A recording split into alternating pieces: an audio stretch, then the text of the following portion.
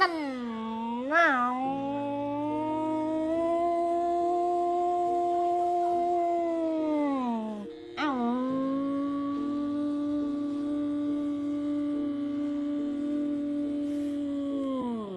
บักขา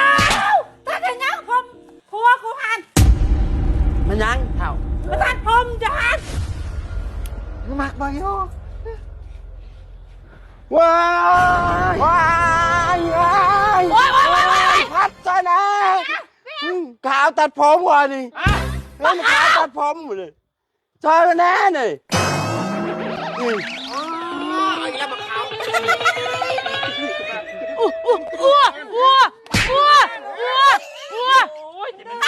อย่าเนาะมะขาว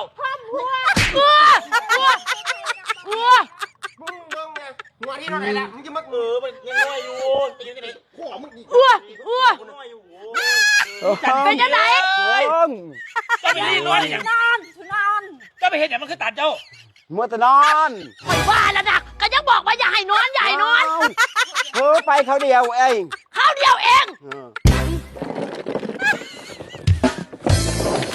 อยากใส่แม่นไผก็อยากใส่ครีมโสมสาวพัดฮอตแล้วละเด้อคลิปนี้อีคอนมาตามหาคนที่เป็นฝ่าหน้าแหล่เป็นฝ่าแผ่นฝ่าปึกเป็นฝ่าฮอร์โมนฝ่าเลือดใส่อย่างมากกับบดีใส่อย่างมากกับบ่เห็นผลสาวคอนเอ้ยป่วมา3 ปี5 ปีบ่เห็นผลเลยคลิปนี้คอนของยัดมาตามหาคนที่เป็นฝ่าเลือดมาเอาไปใส่ครีมโสมสาวพัดปากฟ้าราคาหลัก10ตัวนี้ใส่ดีใส่คักและเห็นผลจริง1,000,000%ใครจะเดือนไม่เห็นคลิปนี้สาวคอนคอยอยากลองย่านมันแพงราคาหลัก10พิมพ์คำว่าสนใจมาและมีครีมที่ดีก็อย่าลืมกันแดดพร้อมกันแดดไส้ตอนเว้นครีมไส้บำรุงกลางคืนเซตเนี่ยเห็นผลชัดเจนเรื่องฝ้าต้องเซตเนี่ยมาเอาไปใส่1 กล่องราคาถึก2 กล่องแห้งถึกครีมโสมสาวพัดใส่มันพอ